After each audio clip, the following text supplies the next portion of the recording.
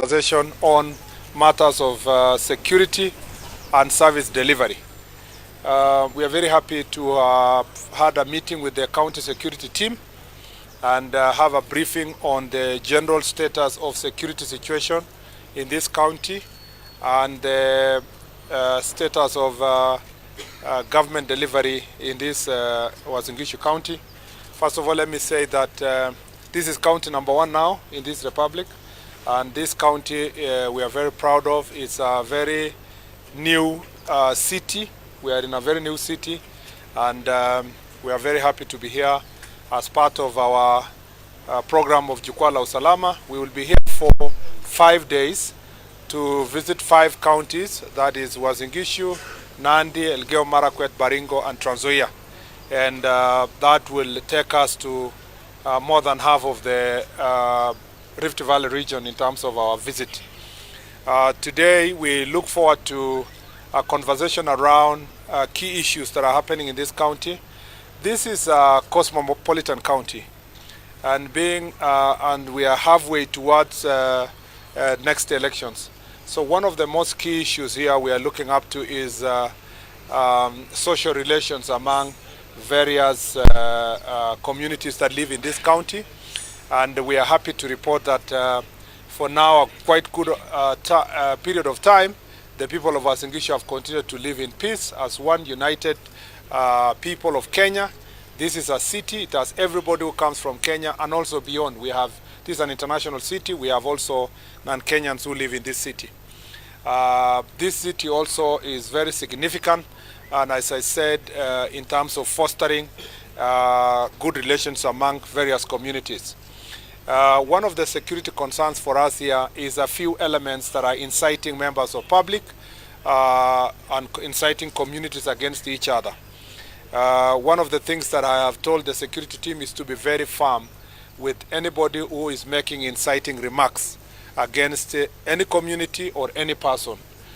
We know that some of those people are political actors that don't come from Uasin Gishu and they don't come from Rift Valley, but they try their best to create a wedge between communities in the hope that as a result of this wedge they can try with their small minds. They think that by doing so they paint a bad picture on the government, but more deeply is because they want to use human beings and they want to use communities to fight against each other so that they can make their political point. We are going to be ruthless against those political actors. Some of them attempted during the 25th June protest or attempted protest and the 7th of July. And they tried to bring goons from other counties, from Nakuru, from Laikipia, from Trans Nzoia, to come and try to cause chaos in this county. The security team are finalizing investigations, particularly on the financiers and the chief inciters in this county, and arrests will be done in good time. Some of those who are trying to finance attacks on properties and attempted attacks on properties will be properly charged for the crimes that they are trying to commit.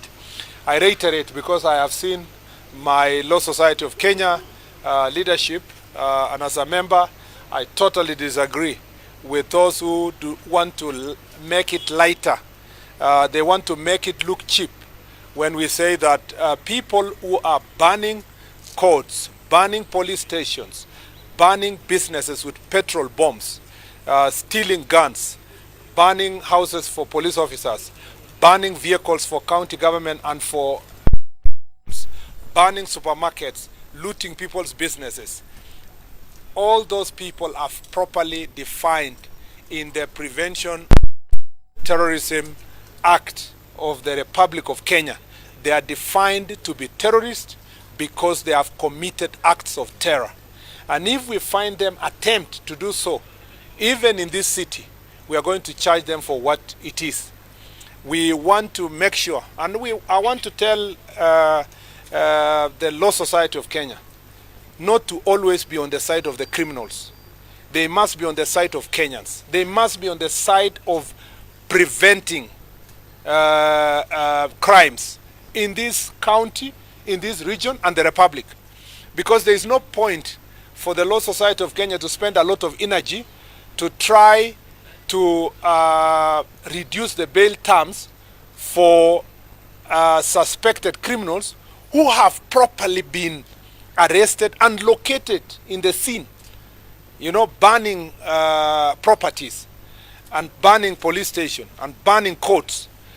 Those are terrorists that must have their day in court, and they must not get the assistance of any civilized person, let alone the Law Society of Kenya.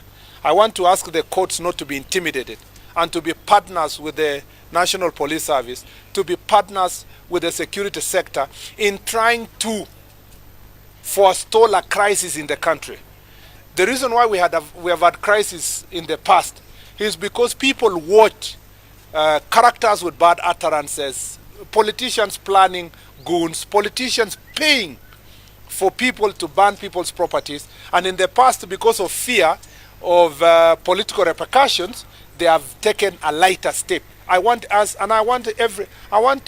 any lawyer to look at me on the face and define for me that a person who has used a petrol bomb to burn a court or burn a police station or burn administrative offices or burn a supermarket or burn anybody's property or burn government vehicles, and tell me another definition that is far much better than the one we have given under the law of Porter, that is Prevention of Terrorism Act. And by the way, I was a member of parliament when we passed that act, you know, and I see some of these political actors are trying to play holier than thou kind of posture to the public. Does former Speaker of National Assembly J.B. Muturi forget that he passed this law by hook or crook? He was sitting there when this law was passed in National Assembly. People poured water on him, and he stood very firm that time and said, we must have a strong law, security laws, that will protect the people of Kenya and protect them against the rogue characters who are performing acts of terror. I want him to perhaps jog his memory and advise, now that he's the legal advisor of the organizers of the goons. I want him to advise them that he was the speaker that presided over the passing of that law. And I want him to come back to his senses as a proper good citizen that he was then when he passed the law, that we are now applying. And we will apply it indiscriminatively. It doesn't matter whether you were a member of parliament like me that time or not. This is very important. And I want to give clear warning to all politicians operating in this county. It does not matter which political side you are in. It doesn't matter whether you are an aspirant or holding office. If we find you making insightful statements, actors here trying to harass police officers when they are doing enforcement on matters of second generation alcohol, drugs, and so forth, I want to say here outrightly that we will also come for you, because you are trying to interfere with police officers when they are carrying out lawful arrests and other lawful activities to prevent such kind of alcohol. So here in this county, Nandi, Elgeyo Marakwet, that is an issue of great concern to us in terms of generational alcohol and drug abuse. Considering also this is county number 1, I want to appreciate the residents of this county. They have been very patient. They have the lowest administrative units. They are not even demanding sub-counties like others and so forth. They just want us to complete some divisions and some locations and sub-locations. I have good news for them that pursuant to the brief I've been given here, we are going to operationalize a number of administrative units that had already been gazetted, so that I am told the president has only, in one location, he has one chief and one sub-chief. So the location is manned by the chief and manned also by the assistant chief. I think this is one of the most patient presidents we have ever had, and very law abiding. But now that I'm here, I must make sure that people of Turbo also get fair share of proper administrative units that have been gazetted over time and not operationalized. And we will do so in the next 1 week. The other issues, there's a lot of issues of fraud, like expected in many cities, and I've told the police to also deal hard. I see here so many people are losing their money here. You know, they are being defrauded here. And I want to ask business people here to stop using shortcuts. If you want someone to supply maize to you, you have to have proper agreement. You must know that he's a maize trader. You can't just send your money before even you can get delivery of the goods. The same way people are being defrauded using their phones and so forth. Let's not use shortcuts. Where it requires a lawyer, use a lawyer. Where it requires you to verify certain documentation, verify. When the deal is too sweet, you know, you must be very careful in terms of how you do business. Some of the cases, the police even don't know what to do because you willingly gave out your money, and the other person is telling you, I had the maize, but it's lost, I will bring them. You know, it becomes very difficult for the police to do the investigation. So be very careful. Again, we must protect. This is a university town or an education town. So we must also take care of our students. A number of them are being defrauded, and a number of them also are being victims of alcohol and drug abuse. And part of the reasons why we must be very careful is to protect our young men and women who are in various universities and colleges in this very important city of Eldoret. I think the land fraud also is a serious issue, and I've told the security team to deal with it because we have cases of people being defrauded, or sometimes goons occupying by force people's land and refusing to vacate, or getting fake court orders or fake title deeds in this very city. Tomorrow, the day after, on Friday, once I go to Elgeyo Marakwet and Baringo, I will address issues of banditry in that area and the progress we have made in dealing with issues of banditry, and we have made significant progress, and we are going to upscale also our operations to deal with these issues of banditry, and the most appropriate place to address that issue is once we go to Baringo and Elgeyo Marakwet, where it's the epicenter of that problem. I think that is really, in summary, some of the issues we are dealing with here. Unless did I forget anything that is very key, I think those are some of the key issues. I'll take about 3 questions, and then we exit to go to the most important function here of Ducal of Salam. I also want to encourage, which I'll still say when I launch there, I want to encourage most Kenyans here, especially young people, to take their IDs. There are many young people here and many residents of Uasin Gishu who are of age above 18 and they don't have IDs. I want to encourage all of them to take their IDs. We are going to provide a better technology with live capture in all the sub-counties here in Uasin Gishu, and the IDs will be ready within 7 days. So there's no reason why many young people should not get their IDs so that they can be able to get government services and also participate in making very important decisions in the next elections. I will take 3 questions. Seth, and who else? Last one, much more. Let me be the first because you have mentioned something. Yeah, 1, 2, and then the third one. Is there a lady? Okay, let me take the 3, and then I come with the 2, and then we close in there. I just want to base on what you have said. Yeah. Has the law changed on bail terms? Because like you are saying, bail terms should be vanity from impunity, so to speak. Has the law changed? At the same time, are you intending to review Terrorism Act so that it can fit into the current trends that are happening in the country, so to speak? First, the law has not changed in terms of bail terms. It is the discretion of the judge to look at the circumstances and the concerns around the suspects, whether they are flight risk and so forth. Bail by itself is not a punishment, but it must be such that it is a deterrent for those who think that they will commit another crime and continue.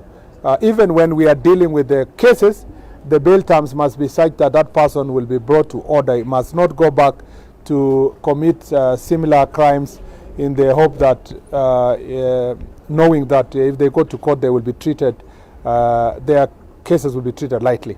So the law is there. What we want is that our judges and magistrates should not be intimidated by criminals and their allies to give lighter bail terms to suspects whom we know that they are committing very dangerous crimes. On the other side, you said that Are there plans to review terrorism? no, there is no need to review the law. The Prevention of Terrorism Act is sufficient for all the criminal crimes that we have had, and what we're now waiting for is conviction, because some of those suspects were caught on camera, burning courts, burning police stations, and burning people's vehicles and supermarkets. So the law is sufficient. Just need to implement the law. Seth?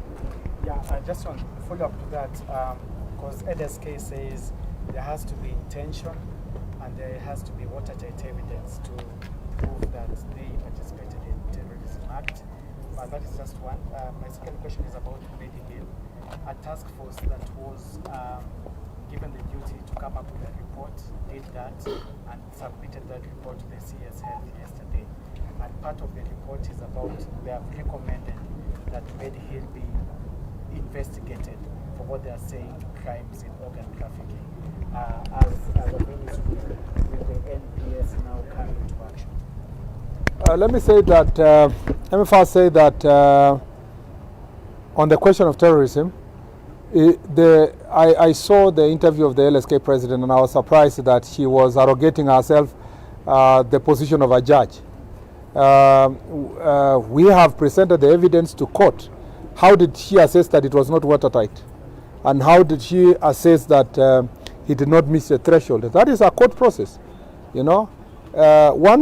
And there is no court that admits a charge sheet that is defective, you know. There must be a prima facie evidence that shows clearly that there was burning of courts, there was burning of shops, there was cases of stealing of guns, and so defines clearly the acts of terrorism in the Prevention of Terrorism Act. It's very clear. It's even in black and white. As long as you're committing acts that are intended to create fear, destroy property, burn, they avoid, they are instilling fear to the population and so forth. And the law is very clear on those issues. The thing is, I want to ask the LSK to concentrate on pushing for rule of law. And that rule of law includes taking suspects to court. Once they go to court, the president can either turn herself to become a defense counsel and therefore speak on behalf of the defense, but she can also speak on behalf of the people of Kenya who are suffering. I'm yet to hear LSK speak about the courts that were burned, the police stations that were burned, to speak about the vehicles that were burned, to speak about supermarkets that were looted and burned using petrol bombs.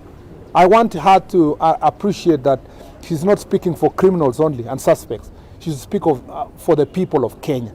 She should also speak for the peaceful protesters, whose peaceful protest has been disrupted by these same criminals we have arrested. I thought the LSK will be celebrating with the police that thank you very much because you are punishing these criminals that are infiltrating process so that in future we have peaceful protests. Instead, what do? They want to secure these criminals to be free so that when the next protest happens, they will be in the streets assisting other criminals to interfere with peaceful protests, which is counterproductive. Any person who is pursuing peace should hold hands with the National Police Service and the security chiefs to get rid of these criminals so that in future then we will have peaceful protests in the country that are purpose driven, not burning of properties. I want to tell Madam President, my former good student, that on this one she is damn wrong. Yeah, she is actually on the wrong side of history. She needs to quickly salvage her reputation by siding with criminals and terrorists and trying to defend them. And I want to tell also the opposition they are very damn wrong on this one. They should be the first ones to help us make sure that all these organizers of criminal activities are dealt with so that them, being in the opposition or any other citizen of Kenya, can now organize peaceful protests. On the question of Medihill, I would rather not interfere with that particular issue for the medical issue because it's already in the hands of my colleague, and the process will take, the law will take its course in the fullness of time. But those are some of the things that make Eldred becomes a center of fraudulent activities and in this part of the world. And that's why I told the security team they must deal with all kind of fraud. Students being defrauded here, people being defrauded by medical practitioners, people being defrauded by land criminals, and all these characters. So it's all kinds of fraud that must be investigated and dealt with decisively. The last one, yes. Yeah, my name is James. I will come to you. I'm saying the last three. Yeah, I'll come back to you. Yeah. My name is James Gachagua for Media Markets. I have one question. We've seen reports of what's happening in Chakama. Are there concerns currently from where you sit as regards to religious radicalization? Secondly, from the Jukwaa la Usalama where you've been, what are some of the cutting issues that have been raised by members of the public that you wish to share with us? On the Chakama Ranch issue and the question of religious radicalization, I told you this is a problem that is still ongoing. Religious radicalization in Kenya is not just confined to Kilifi. It's all over the place. You saw in Homa Bay the other day. There are some cases even in our counties here in various parts of the country, but at a lower scale. The one in Chakama Ranch is because the actors in the past who have been radicalized are now, they want to start new cells, you know. The good news is that because of the work that was done in the past, we have put in place early warning system, and that's why we were able to avert the issues that are happening in Kilifi, and you can see our security team is capable of handling it. This is a sensitive issue. Even the people who have been arrested and taken to court, who have been taken to prison, and some of them who are being held in remand, are a problem in the prisons there. And so we have to deal with them in a special way. We must make sure that all of them are in solitary confinement so that they don't continue with this ideology and radicalize more people to suffer. So at least on this one, we have early warning systems in the areas that we suspect, and our security teams have been on high alert, and that is why at least no one has died. But you can see some people. You see, it's very difficult also to police everybody where they go and worship. It's only that when you see that there is an element of radicalization to it, is when the police come in. Otherwise, people have the freedom to worship. I'll take another three, especially for local media here. 1, 2, and the lady. Where's the lady? Okay, 1, 2, 3. The three of you, the gentleman. I don't know where she went. Okay.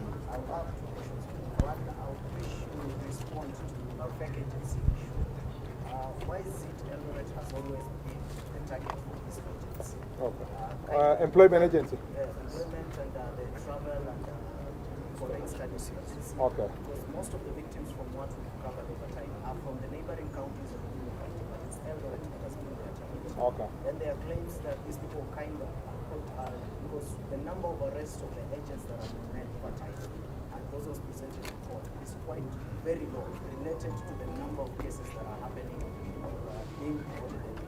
So what is the police doing? Because there are claims that there could be collaboration because some of these agents are well known to the people. Then secondly, there's a story that NTV is following up, an issue to do with fallen soldiers in the country, and they were asking, there's claims that there's from the widows and families of the fallen soldiers, the benefits kind of there's claim that the benefits always come late. And then secondly, there's that argument about a fallen soldier who is said to have died by suicide. According to the forces, saying they're not given the benefit of soldiers that is KDF. Not KDF soldiers, any person in service. Okay. They're not given the benefit of. First, I don't know a specific case, but let me say this: that we in the National Police Service, all our officers who are serving and some who have retired or those who died in the course of duty, we are trying to make sure that we expedite the veterans law, which is now at a consultation stage, so that we can have clear legal framework for taking care of the families of those who die on duty. And the benefits of those who retire also should be taken good care of. And the pension issue in the Kenya is not just for police officers or those who have been in service. It's a cross-cutting issue, which is of a challenge. But we want to work on the legal framework to make sure that most of these officers and their families are taken care of. So it is part of the police reforms. It was in the task force report that we must make sure that we work on that issue. On the question of why Eldoret, we are going to Jukwaa Usalama to ask the residents here, why Eldoret? Why are fraudulent people taking advantage of you? Why do they feel easy to come and prey on citizens of this county and the region? First of all, you know, Eldoret is a catchment area of what was in the old days called the White Islands. This is a very rich area because there is a lot of farming, there is a lot of rain. So there is a lot of economic activity here and a lot of money exchange hands around here. So where you have resources and you have wealth, there also are, it attracts also these criminals, conmen and so forth. And people are taking advantage of families that do very hard work in their farming and their savings, and they want to take their children to school. That's why you have these fraudulent activities on education abroad, work abroad. You have all these fraudulent activities that are related to. You didn't even mention that there is also other activities here that involve a very old trade around harvesting time. That some characters will come to this town when there is a lot of harvesting that's happening here and defraud men in this city. So it is. It's given with the the environment that we are dealing with here is because people are targeting the wealth of the people in this place. What is important is for us to deal with it decisively, and we have discussed some strategies with the team on how to go forward. But even when we go back, the Inspector General of Police and the Directorate of Criminal Investigations might have to send a special investigation team to once and for all crack this issue. As to whether few people are being taken to court or not, I have no information that. You see, even one person can defraud so many people. One agency can defraud so many people. So it doesn't have to be many agencies for it to become fraudulent or for many people to suffer. So, but again, ladies and gentlemen, and residents of this region, let us also not fall prey. There are some things that we can check. You can check with your chief, you can check with your friend. Everybody is trying to hide that they have got a good deal. You see this thing, somebody saying, I have a good deal here, like the story of Mercury. Somebody's walking around saying, nimepata mtu wa kuuza Mercury, and it's in every town. And one person thinks that he's the only one who has the Mercury. Kumbe there is another one who has the Mercury here, and they are meeting in one building here. Maybe KVDA building, they are trying to sell Mercury, non-existent Mercury. So there is a lot of fraud that happens around here. I want to ask residents to be careful. Last question, or second last? My name is Giba Sumana from KPC. And during the Jukwaa Usalama sessions we've been having across the country, with Turkana, Samburu, the main issue there is cattle rustling And banditry issues, yeah. But cattle rustling issue, because I understand it, our member here, my dweller here, it's a largely peaceful county. But my question is, what stands out? What's the main issue here? As I said earlier, and rightly put, as I told you, these issues of fraud, there are issues of political incitement that take place here. There are issues of intercommunal conflicts or inter-society conflicts, and that's why some of those issues are raised here. But also, these are just the briefs I've gotten from the security teams. We will be with you the whole day. You will hear some of the key issues from now the wananchi here, from the chiefs and assistant chiefs. And I told you, drug and alcohol abuse. Some of those things that I talked about earlier are some of the key issues from the security team. But from the citizens, you will hear the entire day what could be some of the key issues. And again, I'm going to have a session with you guys in the evening. All the media houses operating from here, media channels, social media and all that in the evening. That should give you, after we've listened to the citizens of this place, that should give us the opportunity to interrogate some of the concerns they've raised. Lastly. You. There was no lady. There was no lady. It's okay. She's not a journalist. Yeah. Atauliza kwa hall. Yeah. Yeah. During the president's visit to Kaptagat, we had the president issue stand 182. Maybe the opposition leaders, on grounds that they were financing the demos, have been also on record talking tough to these leaders that we are coming for you, we are coming to arrest you. You have just said that investigations are ongoing. 3 weeks down the line, maybe where are we? And how soon are we going to see arrest? Given the fact that we are heading to election in 1 year, how far are we now? Do you remember the story of the guy who interacted with Jesus on the road to Emmaus? Yeah, Cleopas, and you know, as he talked to Jesus, he asked Jesus. He was telling Jesus about the story of Jesus. Then Jesus was feigning ignorance. He was asked, "Are you new in Jerusalem?" You know, Timothy, you need to know that we have charged a number of people. What is the reason why people are complaining about terrorism charges? It's because we have charged them. We've charged a number of political actors. If you watch our whole process that was going on, and they got some bail terms that we were not happy with. And we are going to charge others. Others happen next week, the others the other week. You saw even another one complaining the other day and celebrating that, oh yeah, he was not charged for terrorism. If the investigation in future shows that any person had committed acts of terror, we will just charge them. Let me say this. It will not matter how long it will take. And we are not going to rest. And there is no, you know, crime does not have limitation of time. So if it takes 2 months, 6 months, 1 year, 5 years, we will charge everybody who has committed any offense in all these criminal activities that happened on 25th and 7th. And I'm happy with the progress we are making. And you will be reporting in the news continuously, maybe until the end of the year, a number of characters that will be taking them to court. And we are very, very, they have never seen something like this. And what you will see in the next few weeks is something you've never seen also before. Consistency on the part of the National Police Service in investigating, arresting. When your file is ready, we are not waiting for another person. When your file is ready, you go to court. We will get another one. Your file is ready, you go to court. Because it was easy to commit these offenses as a group.